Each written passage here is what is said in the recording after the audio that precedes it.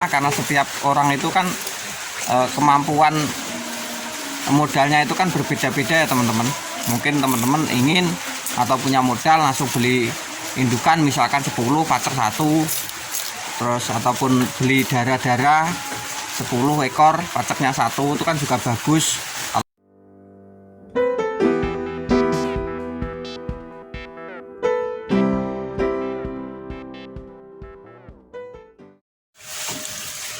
Assalamualaikum warahmatullahi wabarakatuh. Jumpa lagi di channel Suwandi Ngawi.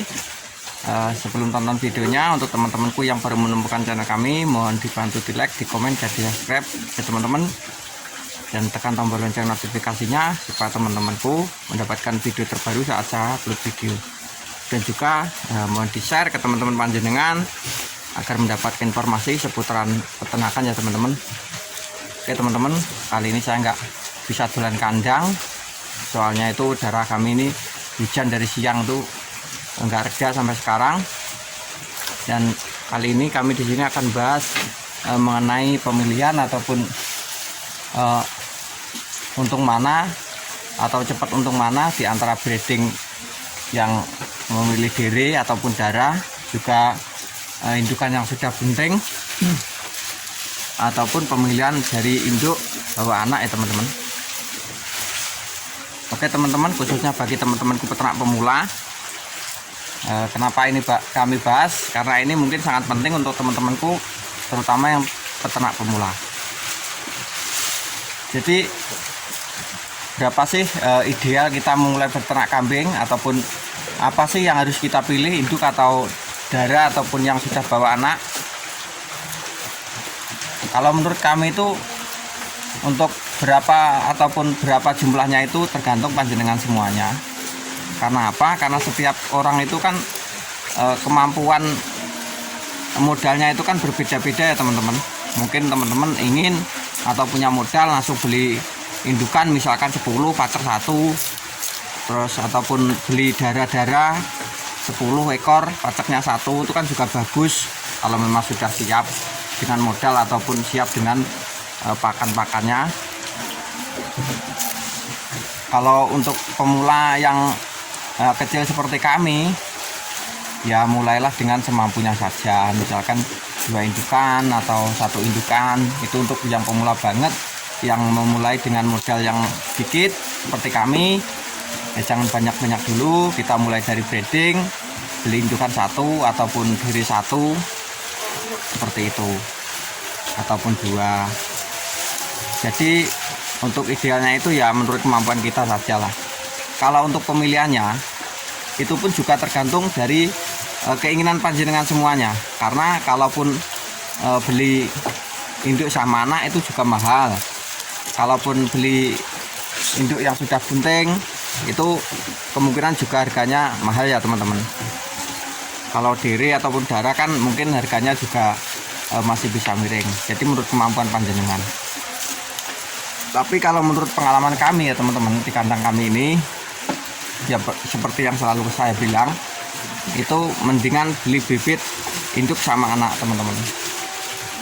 Karena apa ya? Karena sudah kelihatan untungnya. Memang mahal teman-teman. Tapi kalau misalkan teman-teman itu memilih induk yang baru bunting, ini pun juga nggak apa-apa sebenarnya teman-teman. Tapi kalau menurut kami, pengalaman kami di sini itu kurang akurat. Karena apa? Karena kita tidak tahu bagaimana untuk pemacekannya ataupun paceknya, ataupun dari kandang mana itu pola pakannya itu bener-bener aman atau enggak. Kan kadang-kadang kasus-kasus itu ada, darah kami itu beli induk yang sudah bunting, beli dari pasar ya teman-teman.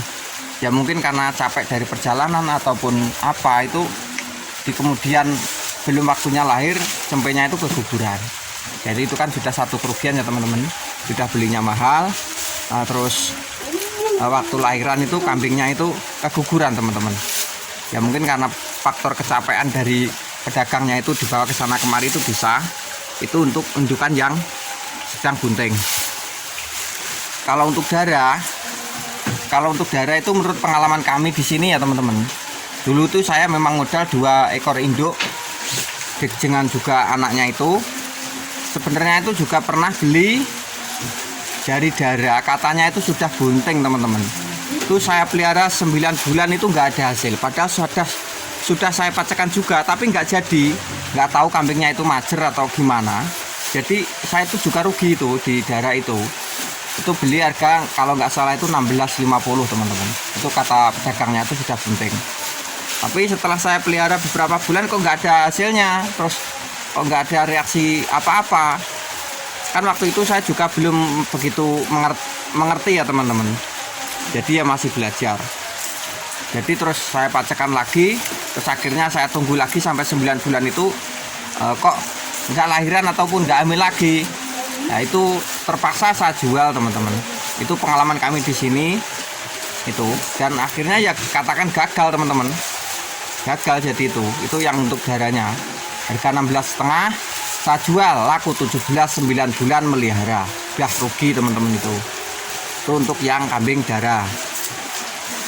Dan sekarang kita bahas untuk kambing yang bawa anak ya teman-teman. Kambing bawa anak. Kalau kambing bawa anak itu memang mahal ya teman-teman, otomatis mahal. Sama kambing bunting pun harganya mungkin ya juga selisih, pasti selisih. Tapi kan itu sudah jelas bahwa anak dan kelihatan untungnya ya teman-teman. Tapi kalau bisa itu usahakan yang anaknya jantan ya teman-teman. Mungkin indukan yang bunting itu sama babon anak itu harganya juga memang selisih, tapi kan tergantung spek dari kambingnya ya teman-teman. Kalau kambingnya bagus ya mungkin harganya mahal.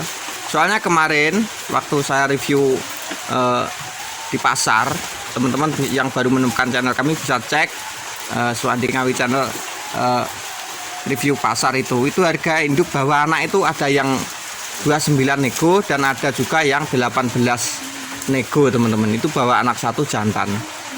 Untuk yang harga 18 itu juga lumayan sebenarnya teman-teman, cuman cempenya masih kecil.